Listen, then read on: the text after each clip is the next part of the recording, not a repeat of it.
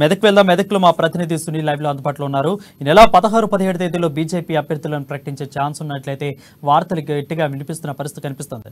సంగారెడ్డి జిల్లాలో బీజేపీ ఆశాహులు ఎక్కువగా పెరుగుతున్నారు.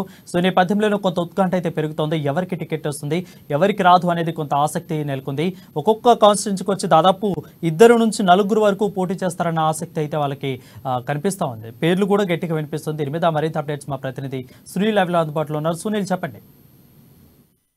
సంగారెడ్డి జిల్లాలోని బీజేపీ అసెంబ్లీ అభ్యర్థుల ఆశావాహుల్లో మాత్రం టెన్షన్ మొదలైందని చెప్పవచ్చు. ఎందుకంటే ఈ నెల 16, 17వ తేదీలో బీజేపీ తమ అభ్యర్థులను ప్రకటించనున్నట్లుగా కూడా మనకు సమాచారం అందుతున్న నేపథ్యంలో ఇప్పటికే సంగారెడ్డి జిల్లాలోని సంగారెడ్డి, అందోల్, నారాయణఖేడ్, జహీరాబాద్ నియోజకవర్గాల్లో పోటీ చేసే అభ్యర్థుల సంఖ్య 2 నుంచి 4గా ఉంది. అయితే నారాయణఖేడ్ లో చూసుకున్నట్లయితే మాజీ ఎమ్మెల్యే విజయపాల్ రెడ్డి, బీజేపీ రాష్ట్ర అధికార ప్రతినిధి సంగప్ప, జహీరాబాద్ లో మాజీ ఉప ముఖ్యమంత్రి దామోదర్ రాజనరసింహ సోదరుడు రామచంద్ర రాజనరసింహ సహా రవి మరో ఇద్దరు నేతలు కూడా ఇప్పటికే టికెట్ కోసం దరఖాస్తు చేసుకున్నటువంటి పరిస్థితి ఉంది. సంగారెడ్డిలో చూసుకున్నట్లయితే దాదాపుగా 4 నుంచి 5 మంది ఇప్పటికే టికెట్ కు దరఖాస్తు చేసుకున్నారు. అందులో బీజేపీ నుండి గత 2018 ఎన్నికల్లో పోటీ చేసినటువంటి రాజేశ్వరరావు దేశపాండే సహా పులిమామిడి రాజు ఆయన ఇటీవలే టీఆర్ఎస్ పార్టీలో టికెట్ రాకపోవడంతో కాంగ్రెస్ పార్టీలో బీజేపీ పార్టీలో చేరడం జరిగింది.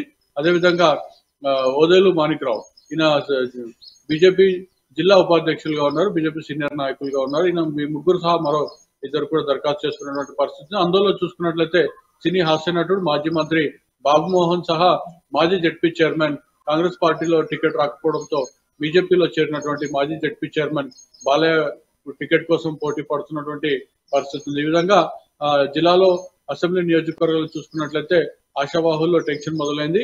టికెట్ల కేటాయింపుకు కొద్ది రోజులే గడువు ఉండడంతో టికెట్ ఎవరిని వరించనుందని చెప్పి కూడా ఇప్పటికే చర్చలు, అదేవిధంగా ఎవరి ప్రయత్నాలు వాళ్ళు టికెట్ దక్కించుకునేందుకు ఎవరి ప్రయత్నాలు వాళ్ళు కూడా తమ కూటమి ద్వారా తమ నమ్ముకున్న నాయకుడి ద్వారా చేస్తున్నటువంటి పరిస్థితి స్పష్టంగా కనిపిస్తుంది.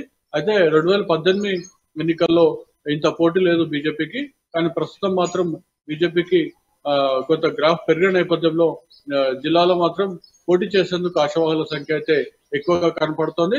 అయితే ఇప్పటికే కొందరు నాయకులు ఢిల్లీ చుట్టూ వచ్చారు, కొందరు నాయకులు ఇప్పటికే హైదరాబాద్ చేరుకున్నారు, మరికొంతమంది నాయకులు తమ నియోజకవర్గాలకి చేరుకొని అక్కడే ఉండి ప్రజల్లో కార్యకర్తల్లో ఉంటున్నామని చెప్పి కూడా చెప్పుకునేందుకు కూడా వారు అక్కడే నివాసం ఏర్పాటు చేసుకొని కూడా ఉంటున్నటువంటి పరిస్థితి. కొందరు నాయకులు హైదరాబాద్ నుండి వచ్చి కూడా ఆశావాహులు నియోజకవర్గ కేంద్రాల్లోనే ఉంటున్నటువంటి పరిస్థితి. ఈ నేపథ్యంలో బీజేపీ రాష్ట్ర స్థాయి నేతలు మాత్రం ఒకటి చెప్తున్నారు, బీజేపీ నిర్వహించినటువంటి సర్వేలో ఎవరికైతే అనుకూలంగా ఉన్నటువంటి అంశం ఉందో వారికి మాత్రమే టికెట్ కేటాయిస్తామని చెప్పి కూడా చెప్తున్నటువంటి పరిస్థితి ఉంది. కానీ అభ్యర్థి మాత్రం తమకు టికెట్ వస్తుందని చెప్పి కూడా వాళ్ళ అంచనానికి ఇప్పటికే చెప్పుకుంటున్నటువంటి పరిస్థితి ఉంది. కొందరైతే ప్రచార వాహనాలు సైతం కూడా సిద్ధం చేసుకున్నారు. అందులో జహీరాబాద్ అభ్యర్థిగా అభ్యర్థిగా ఉంటున్నటువంటి రామచంద్ర రాజనరసింహ, అదేవిధంగా సంగారెడ్డిలో రాజేశ్వరరావు దేశపాండే ఇరువురు నేతలు కూడా ప్రచార రథాలను కూడా ఇప్పటికే సిద్ధం చేసుకున్నారు. వీరు సిద్ధం చేసుకుని కూడా దాదాపు 4 రోజులు గడుస్తున్నటువంటి పరిస్థితి ఉంది. ప్రత్యేక వాహనాలు వాళ్ళు రూపొందించుకొని ప్రచార రథాలను సిద్ధం చేసుకున్నారు. ఒకసారి టికెట్ వచ్చాక నియోజకవర్గాన్ని చుట్టేసేందుకు కూడా వారు సిద్ధమవుతున్నటువంటి పరిస్థితి ఉంది. కానీ టికెట్ ఎవరు కేటాయించిందో మాత్రం ఈ నెల 16, 17 తేదీ వరకు ఆగాల్సినటువంటి పరిస్థితి ఉంది. వారు రైట్ సునీల్, ఎక్కువగా బీజేపీ కొంతమేర బలపడుతుందని అయితే మీ మాటలు స్పష్టంగా అర్థమవుతుంది. సో ఇప్పుడు రానున్న ఎలక్షన్లో బీజేపీతో పాటు ఉన్న ద్విముఖ పోరు, అంటే ఓవరాల్గా త్రిముఖ పోరు ఏ విధంగా ఉంది? బీజేపీ కొంతమేర బలపడుతుంది, సో అదృష్టం బీజేపీని వరుస్తుంది అనుకోవచ్చా? ఏ విధంగా ఉంది అక్కడ కాన్స్టిట్యున్సీల పరిస్థితి?